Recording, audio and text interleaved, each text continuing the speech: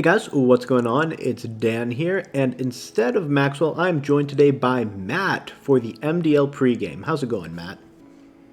Quite well. Good to see you put my name on the opening slide here. I'm not responsible for that, for the record, but I'm very flattered. Yeah, we know you've been fighting for it for a long time, so we'll let this be your takeover week. You have 1 week. I'll take it. Yeah, but with that being said, I know you've been dying to talk about transactions all season, and now you finally are on the show that gets to talk about the transactions. So, do you want to Oh, start from the thank top God. or the bottom? Usually we start with the bottom, right? Yeah, let's go bottom up. So tell me about Burst's Manetric for Drapion transaction. Do you like it or not? Um, I you know, I just it's fine, I guess. It's not really an issue. I don't think that slot really mattered that much for his team. Uh, I'm I know that Maxwell was a believer in Drapion um, early on in the season, at least for when we were figuring out the tier list. But um, I don't know how good it actually is. I think Manectric is probably better there just to like deter a few people from some prankster Thunderwave shenanigans, or uh, you know, if somebody happens to have a particularly offensive electric type or something. I usually just like to see that kind of ability there better than a Pokemon that I think is just kind of mediocre. So if it were me, I'd probably stick with the Manectric if it was between these two, but it's not really that big of a deal. Yeah, I can agree with that. Manetric's like a weird, frail utility piece, whereas Drapion's sort of a mid-speed, decent beater that has an interesting type setup, but Yeah, not the type is necessarily. great. Yeah. It's just unfortunate that the rest of the mon doesn't really come through. The stats are kind of meh. You can use like a crit set. That seems kind of fun with sniper stuff, and but uh, that's about it. It's okay. Yeah, I can agree with that. It doesn't seem like it's much of a downgrade or an upgrade. It's probably a lateral move. They probably come to about the same number of games, but just in different situations. But above that, we have a much bigger trade, I think, which is Passimian for Noivern from Ryan. So Ryan was really high on the Passimian throughout the season, but Yeah. he ended up not liking it much at all, or really even using it in prep. So he went for the Noivern, which gives him, I guess, additional tailwind to go with his Cottony. It's okay. It's decent speed and special attack. Like, I like Noivern. I'm just not seeing what it's doing on his team particularly. What about you? I like it as well. It's something I've used in draft before. I like that it gives him a secondary tailwind option, so he's not always stuck with going for the Cottony if he really wants tailwind. I know this past week when he played Dina, the pure existence of the Psy spam mode kind of made Cottony a non-issue. So even if he wanted tailwind, it's like that thing has to show up, click tailwind, and then do nothing, whereas Noivern could do something. So I think it gives him some versatility in his tailwind setting capabilities. It's certainly better than Passimian. It's unfortunate that he was so hyped for Sport Monkey, and then it turned out not to be very good. Um, but yeah, I like what Noivern does for his team. I don't think it's like a holy shit, this mon's amazing. I love it on this team, but like it's good. It gives him some extra stuff. I like it. Hell, you could even pair it with a Tailwind Fake Tears Cottony if you wanna max this thing. So it seems cool.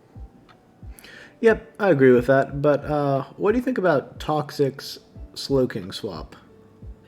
Uh, this is what this is the Slowking he should have had all along. Really, um, I don't. If given the choice between the two Slowkings or the two Slow Bros, um, you really only want to take the Galarian forms if like you for some reason really need a poison type on your Trick Room mode, like which I don't think he's hurting for, or if you already have some kind of a water type and you don't want to double up, which he doesn't. So I like the water type better. For one thing, you can pair it with it's a much better Escavalier partner. It's better at hitting opposing fire types with stab water instead of non-stab water. And the main thing that just makes the water types superior to their Galarian counterparts is the immunity to taunt, which the poison types just don't have. So yeah, this is just a pure upgrade. It should have been the Johto Slowking in the first place, really. Yeah, I can agree with that, especially on his team. I think there are some teams that the Galarian one can fit better, but his is not one of them. Yeah. I've had some success with it before, so I enjoy Galarian Slowking, but I can understand that Johto is just strictly better, especially on his team composition. Yeah. And then we have Noah, who dropped his Cradily, which apparently put in some work this week, for Wartortle, who I think is a really good support option because it does Follow Me, Fake Out, decent bulk, and all of like the annoying stuff Blastoise can do, just with no damage potential. This one's interesting. Wartortle is good because it's Follow Me, and his team didn't have any redirection, and or also, Fake Out. Yeah, and it's also not weak to fighting or ground, which is nice on his team. But it's also not weak to Ghost and Dark like some of his Psychic and Ghost types. but Cradily was also a special attacker, which his team is lacking. I think now his only special attacker is the Alchemy off the top of my head. So I think this is an upgrade, but I'm not sure if Cradily is the thing I would have dropped for it. What about for you? He still has the Gengar, I think, right? Oh, right. Yep.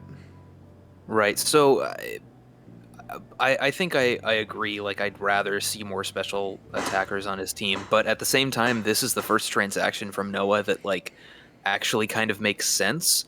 What I thought was really, really strange is that after we went over his team in the first power ranking video, he seemed to agree with everything that we said, or that at least that's what he said in the server.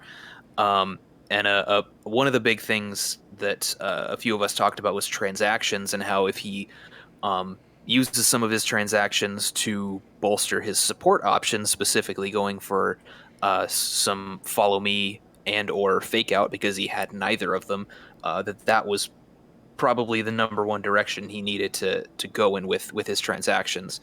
And he seemed to agree with that and then didn't do it until now, even though we've had a few weeks of transactions prior to this. He's picked up a couple other things like Copper I don't get. One other that I'm not remembering off the top of my head, but yeah, this is the first time he's actually picked up Fake Out or Follow Me, and he's got both in one transaction. He's not doubling up on any of his weaknesses.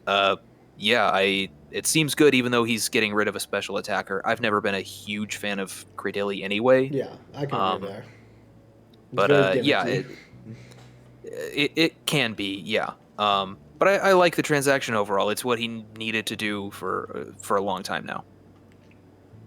Okay, I can get behind that reasoning. And then here's one that I like, but I'll let you break it down first. The Snorlax for the Mudsdale. This one is a little bit interesting. I'd say value-wise, Snorlax is probably a little bit higher than Mudsdale, but I kind of get what she's going for here.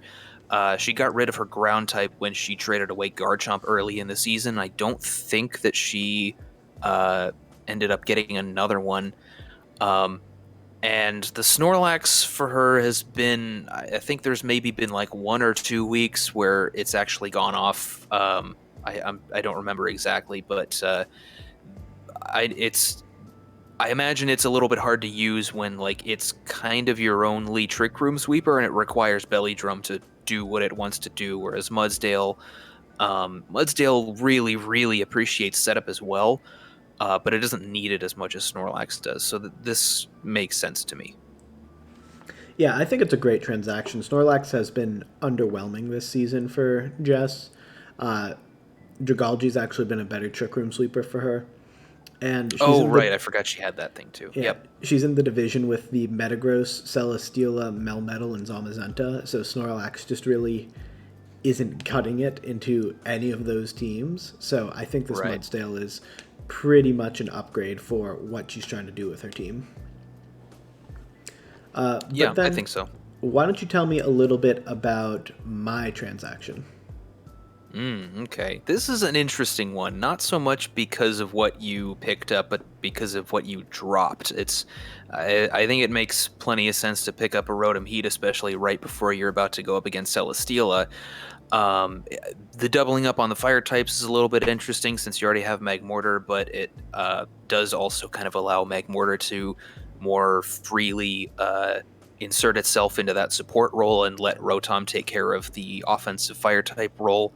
Um, but the dropping the Gigalith was very surprising to me because it seems like that's not necessarily always a big part of like a trick room mode for you, but it seems like a deterrent for other people to bring their own trick room modes just because of how slow Gigalith is. Mm-hmm. Um, and it also makes your Stoutland a little bit less useful. Granted, the uh, Intimidate support mode for Stoutland is quite a bit better than the Sand Rush mode, so it's not like you're getting rid of the best thing it does. Mm-hmm.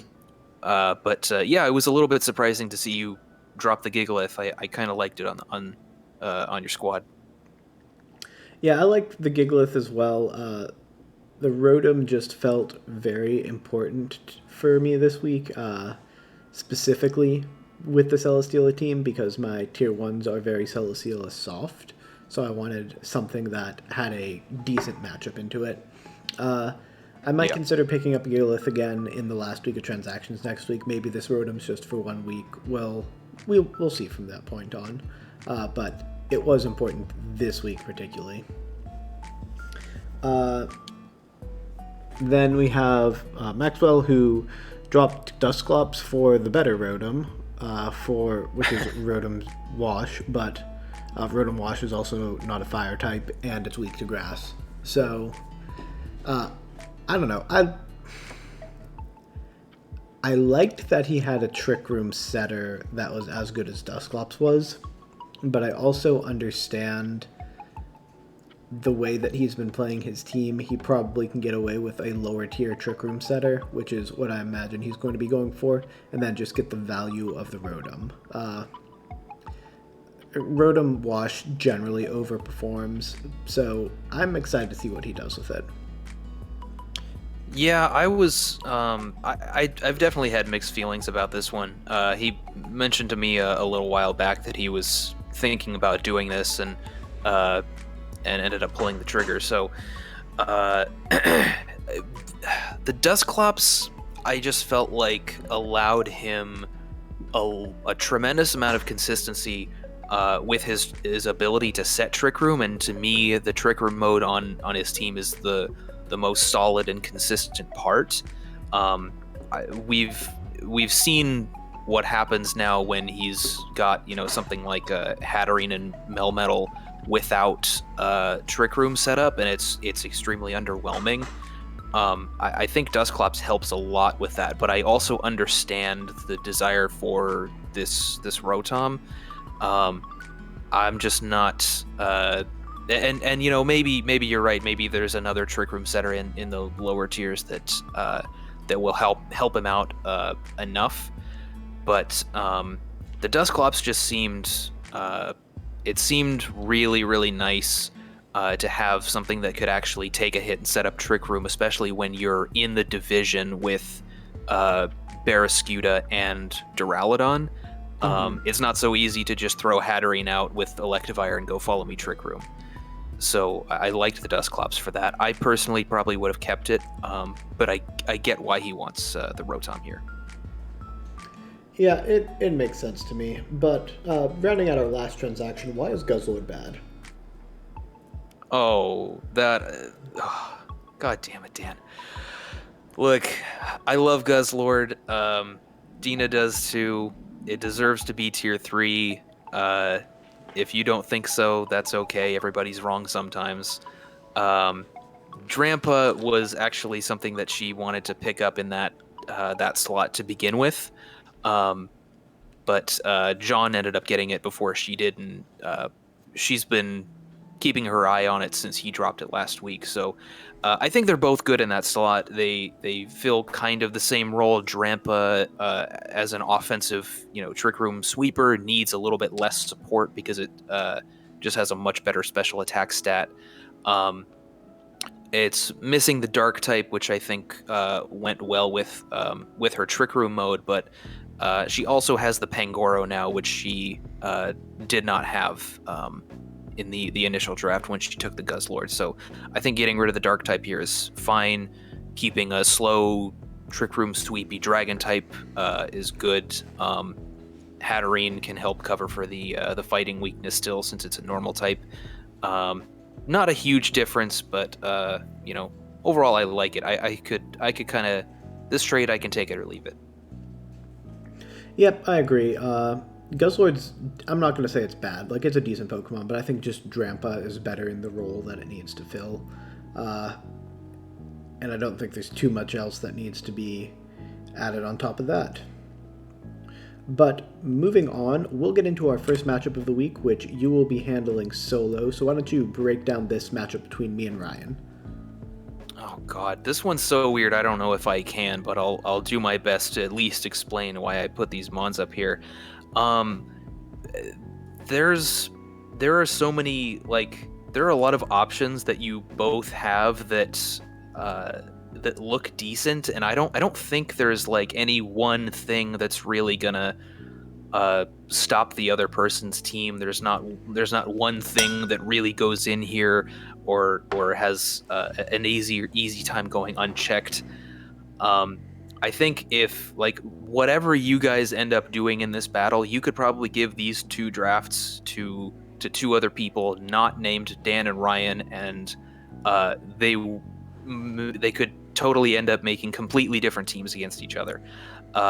It's not a very clear matchup, which is why I put two mons from each side here on the screen. The Rotom is pretty obvious. It's here largely for that Celesteela. That's why you just made the trade.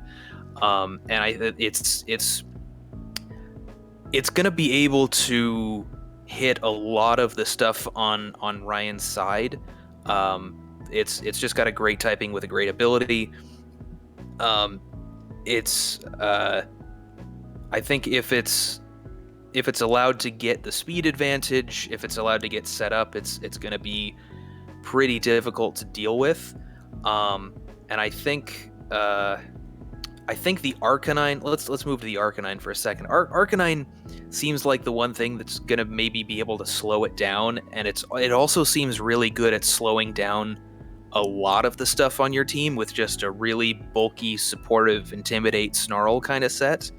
Um, and I think maybe the one tool you have to stop Ryan from doing that is maybe not the one tool. There's a few things you can do, but one of the main tools I'm seeing is a more supportive Zamazenta, which I don't think we've seen yet. I think it's been mostly you've been running mostly offensive sets, right? Yeah, for the most part. I've had some supportive sets, but they haven't hit the field yet. Right. So I think something like coaching or howl to like counteract the intimidate, or wide guard to block the snarl, something like that. Maybe even a screen or something. Um, Zamazenta, I think, actually has some good um, support here that will allow some of your more offensive pieces uh, to at least not get debuffed by this Arcanine. Um, And then we also have the Cophagrigus here. Now, I don't think I would have put the Cophagrigus here if you still had Gigalith. Um, because Trick Room looks much, much better into your squad than it did previously. Especially with the Azumarill, strangely enough. Uh, Ryan's usually been bringing the Azumarill with, like, a Life Orb or maybe a Salt Vest. I think he had Weakness Policy on it once, and he's kind of just been maxing it for damage. And I think in this situation, giving Azumarill the speed advantage over the Rotom Heat is actually going to be pretty big. And it's Cophagrigus is not something we've seen out of him very much. We haven't really seen much of his Trick Room mode, but I think this might be the week to do it. And honestly, there's like a few other mons here that I could talk about. I considered putting Spectrier on here. I considered putting Primarina. Like I said, there's so much stuff here that, like, I don't think there are very many mons here that are just completely off the table. This is not a clear matchup at all to me. Yeah, I agree. This is a very chess-like matchup where it's possible to lose with the wrong team, but I don't think that's going to happen. I think it's going to be a lot of in-game play decisions that are going to decide this, because we'll both have a couple surprising techs that we throw out for one another. I'll be honest, haven't prepped yet, so you did more of a breakdown of this matchup than I could at this point. So with that, we're going to move on to Charles and Raz. So for this matchup I'll start with Raz's side. I picked the Torracat, which is an interesting selection, but let me explain. The Intimidate is pretty huge on the Terrakion and sometimes on the Genesect. It threatens the Genesect decently well, and it can deal with the Celebi. And it's also just got that annoying fake out pressure, which can stop some of the modes that Charles likes going for with his beat up onto the Terrakion, for example. So I think that even though Torracat doesn't do anything at like a 10 out of 10 level, it's doing enough things at a 7 out of 10 level this week that I think it's just going to be a pretty important mon in the matchup. And on the other side for Charles, I think that this Terrakion offensively looks pretty good into a lot of Raz's team. Obviously less good into something like Metagross, but if he can play around that, I do think that it has the potential to go in, and even against the Metagross, if he's able to get off like a beat up set and max it, he's even going to be threatening that Metagross.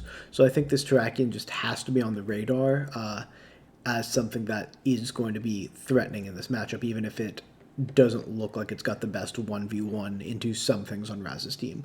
But why don't you tell me a bit about Cursula and Electabuzz? Yeah, so Cursula I put here, it kind of gave me Guzzlord vibes into Raz's team. It's going to be slower than Raz's whole Trick Room mode, and it has a stab move that just destroys Metagross. So I think this is one weakness that I've seen in Raz's team, is that his speed stats are not ideal for what you would want in a Trick Room mode. Like, they're okay. Like, if Marowak's under speeding stuff, it's gonna go in real hard. But that's his main sweeper, and it's also not something that you can. We've seen a lot of like Iron Ball and Room Service stuff this season, and that's not something that you can put one of those items on, unfortunately. So the Cursula, if Charles feels like he can actually get his Trick Room up, the Cursula feels pretty safe and pretty strong here, just because of its offensive typing and because of its coverage. It hits basically everything on this team. It's got fire, water, and grass coverage. I guess the fire is not really that relevant, but it's got ground even for the Electabuzz. It's the only thing it's really not hitting is like Grimmsnarl. Regidrago is still going to take a lot from. Oh no, it gets ice, I believe, for Regidrago. So Grimmsnarl is really the only thing that it's not hitting, which made me kind of consider putting Grimmsnarl in this slot. But I decided to put Electabuzz here for a few different reasons. Partially because I knew that you were focusing on the Terrakion here on Charles' side, and Electabuzz is another thing that can stop that beat up setup just with Follow Me. I think Cursula is frail enough, at least on the physical side, that if it's possible that even just redirecting one hit from it, even if Electabuzz just goes down to a max Quake or something, it's possible that that's enough for Electabuzz's partner to blow up the Cursula and get rid of Charles's max. I also think that it's going to be if Raz decides to run it kind of fast, it can be pretty decent support even with Electro Web.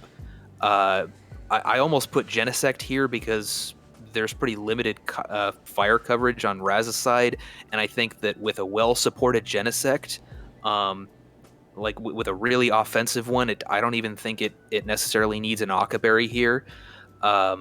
If you have a well-supported offensive Genesect, it looks really good into Raz's team, and if you boost that Electabuzz's speed quite a bit, you can outspeed Genesect and start Electro Webbing it, and it's going to be much less effective. So I think having those tools on the same mon is going to be pretty decent against Charles' team. So Electabuzz is something I would definitely like to see here.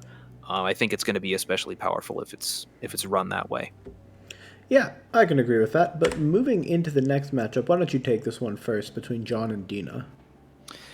All right, so this one I think is a little bit tough for John. The obvious choice for the MVP on John's side is Rhyperior, so it was a little bit hard for me to figure out what I wanted to highlight here. I'll let you take that one, but I decided to go with the Klefki mostly because I think John's going to have a difficult time against Dina's Trick Room mode, and this is probably the best option he has to outlast it, aside from maybe countering some of the Trick Room mode with a particular kind of Rhyperior set. I think it can, regardless of what mode Dina goes with, the screens are probably going to be pretty good at just mitigating her offense a little bit and hopefully letting him get through the Trick Room turns unscathed. And if there's no Psy Spam mode, I think Klefki can also be pretty decent with some disruption, like maybe Trick Lagging Tail or Thunder Waves or something like that. So it's a little bit hard to figure out what John has here that's going to be effective aside from the Rhyperior, because like I said, I think that's the obvious choice, but that's about the best that I had. And on Dina's side, I think it's this Hattering just stuck out to me for obvious reasons. She's been using it incredibly well. The speed stat here does really, really well into John's team. The slowest thing he has, I believe, is it's the Slowbro actually. But Hattering still underspeeds that, so there's not really much to be said about that. I think the hat, especially if it's getting up Psychic Terrain, it's gonna be really, really strong here. So what do you think? Rhyperior and Vanillux, that one is interesting to me. What do you got, Dan? Yeah, so Rhyperior, like you said, is the pretty obvious choice. Dina is still a little soft to ground, and her ground switch-in is weak to rock, so Rhyperior just has the typing advantage there, and it is just massively bulky. It can have a weakness policy trigger, and it will hit basically everything on Dina's team pretty well, and it does seem like John's best defensive option too against a lot of things, which is part of the reason why I picked the Vanillux from Dina. We haven't seen the Vanillux too much this season, but when it's come, it's been effective. But I can just see a board state in my mind very clearly where it's Rhyperior next to Thundurus, and then Vanillux switches in, hits a Blizzard, and they both die. Like, that's just something I can see happening, because Yeah. I don't know, it just feels like the potential for a spread super effective move against two of his bigger threats is going to make Vanillux, at least in preview, something that could be, even if she doesn't bring it to preview, in prep, something John has to consider and maybe devote a weather control move to, just to not accidentally lose to that. So I think that's why it's my MVP this week. Yeah, and assuming it does come, I think the status of the Trick Room turns on the field is going to be absolutely huge, because somebody's setting Trick Room here. Probably Dina, but it could be John. And so that's really going to be a big factor in determining which of these two mons comes out on top. Yeah, absolutely. But let's go ahead and look at this next matchup where it's Dark and Anthony. So on Dark's side, I picked the Goodra because Goodra walls Venusaur. It beats Colossal teams mostly for the most part. It can wall a Ninetales. It can even do decently into Diancie. It can have fire coverage for a Scizor. Depending on the Dragapult set, it can even do decently against a Dragapult. So, like, this Goodra just seems like it's going to be a headache for Anthony to break. He's going to need to use this Dragapult, which is why I picked it, and probably a physical one to find the right way through this Goodra. But, I don't know. I like the Pincurchin pick as well, because I can just see Goodra activate Electric Seed and then just tell Anthony to kill it. Because I think eventually Goodra wins that fight and just starts breaking down his team. But I do think his best opportunity to kill it that way is with a Dragapult. But why don't you tell me about the Pincurchin and Barraskewda?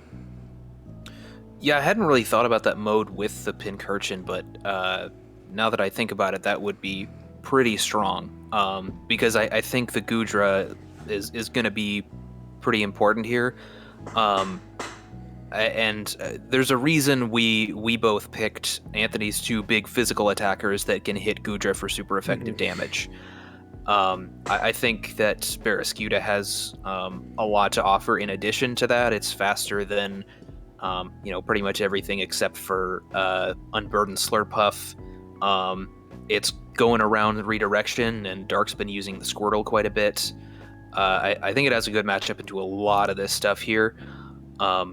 Goodra specifically, as does the Dragapult. So the Pincurchin, like you said, it could be good with just activating the Electric Seed on the Goodra, but I also think that it's kind of the one thing on Dark's team that could potentially go kind of unchecked if he gets his positioning right.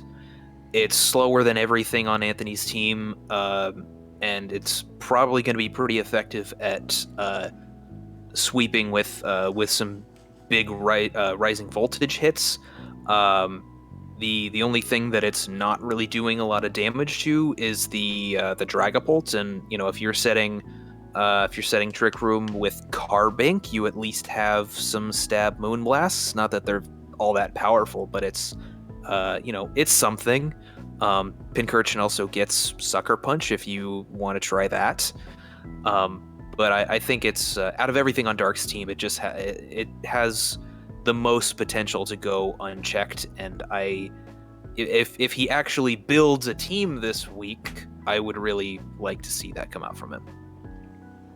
Yeah, I think this is a dark horse candidate for a very interesting matchup this week that I'm looking forward to watching, as long as everyone's capture cards work this week. But moving on to this matchup, why don't you tell me a little bit about Wishy Washy and Rotom Fan for Gumi and Burst?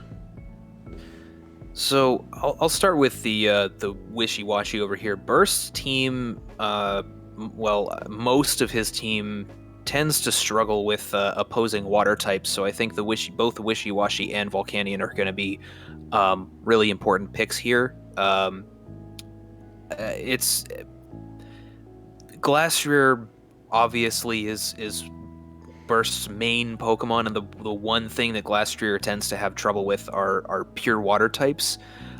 Basically anything that resists stab ice and is also not weak to Glastrier's other coverage moves is going to be a really important part in beating it. And one of the best things that does that is just the pure water typing. There's not a lot of things that do it other than that.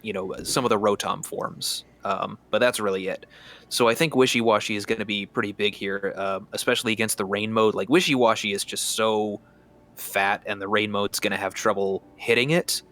Um, Kingdra, it does all right, but it's surprisingly underwhelming sometimes when it's just firing off like neutral max worm winds. So really the main thing that Burst has to hit it is the Ferrothorn, and I'm not sure I like Ferrothorn's matchup into so much fire coverage coming out of Tornadus and Volcanion and Naganadel.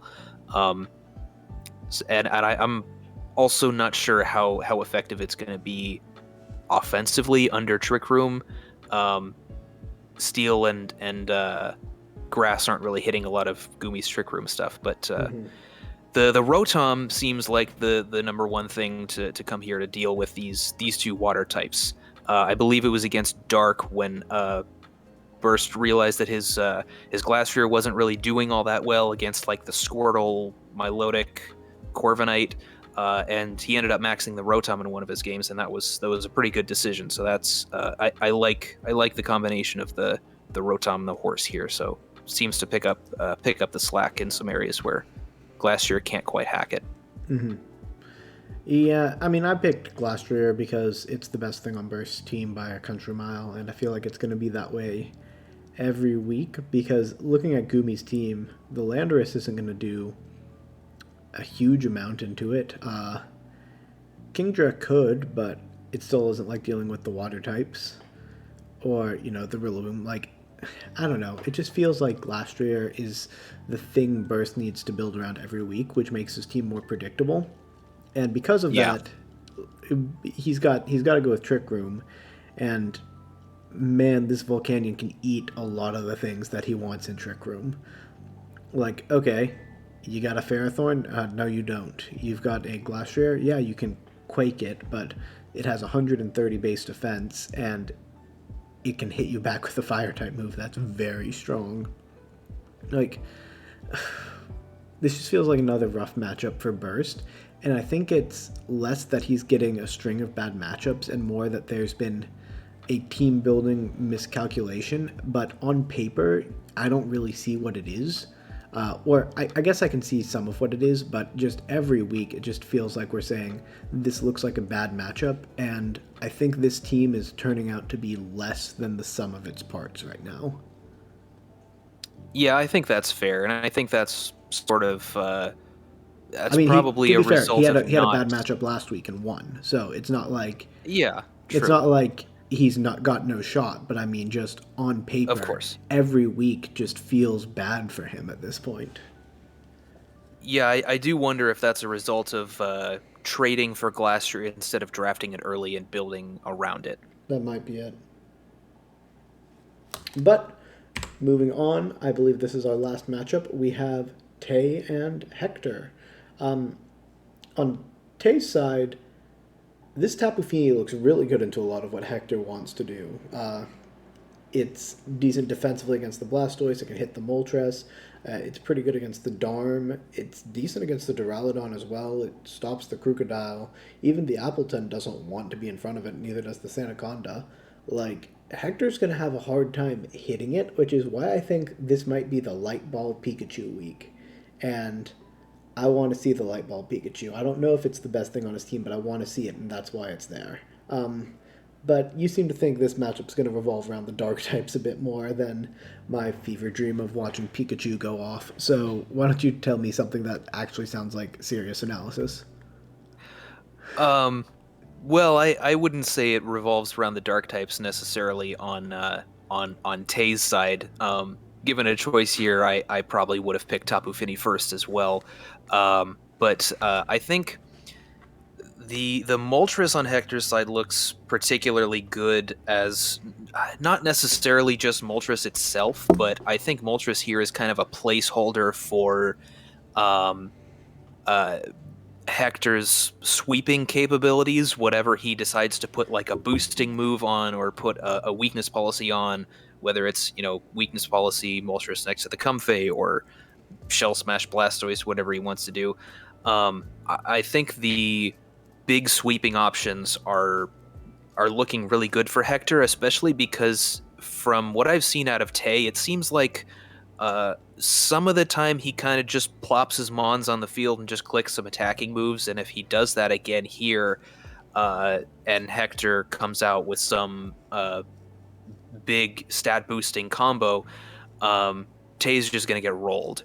And I think one of the main things he has to counter that is Snarl, and he can do that either with Zoroark here or with the Luxray. I like Zoroark better because mostly just because of the speed. The illusion can help a little bit too, just as a surprise factor. But Zoroark happens to be faster than the Blastoise and Moltres and Duraludon, whereas Luxray is not. You would have to Scarf it for that, which is you can do it, but it's not ideal, especially when you might want to switch over to an electric move against the Moltres and Blastoise.